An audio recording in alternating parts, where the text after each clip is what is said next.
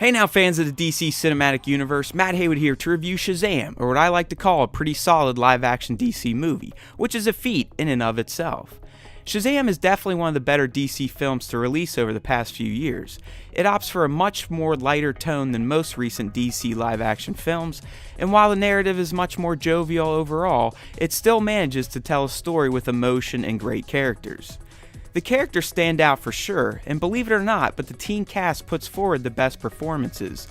Jack Dylan Grazer stands out in particular as Freddie Freeman, who is essentially Billy Batson's and in turn Shazam's sidekick throughout the movie. This kid is a pro-level actor already, and his physical performance is just as impressive as his ability to deliver witty lines, as well as emotionally charged ones.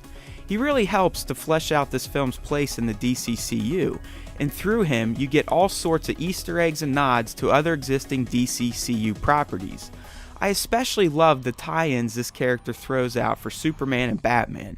They're not in-your-face type of mentions either, rather they're subtly dropped to make the world of Shazam feel like it exists alongside the world Snyder set up in Man of Steel, BVS, and Justice League. Albeit a much more fun take on that world, like no brooding and grittiness whatsoever. In terms of Shazam himself, he's a super fun superhero, which is due to the fact that he's a 14-year-old in a man's body. Zachary Levi did a fantastic job at bringing this character to life, and while he may look all grown up, Levi definitely made the character feel like a teenager who swapped places with a grown man. He made the character feel innocent, but still kind of a shitty teen at times, so I felt that Levi really nailed the essence of who Shazam is. I still can't say that I love the way he looks in the suit, because it does look kind of ridiculous at times, but the movie even pokes fun at that, so like I said, everyone involved with Shazam knew exactly what they were doing with this unique type of superhero.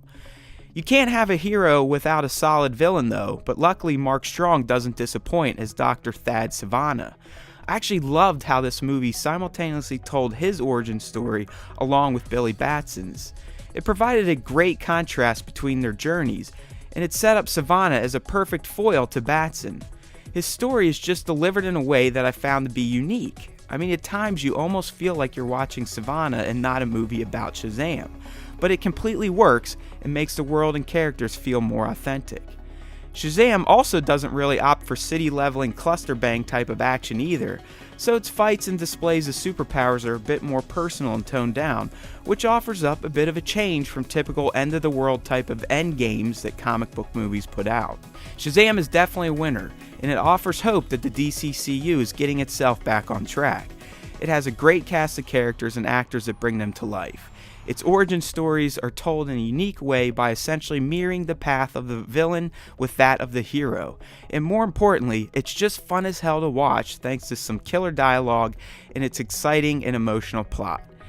It gets a strong 8 out of 10 from Team EB and is highly recommended to check out in theaters for the visual spectacle, but also to experience it with other comic book movie fans.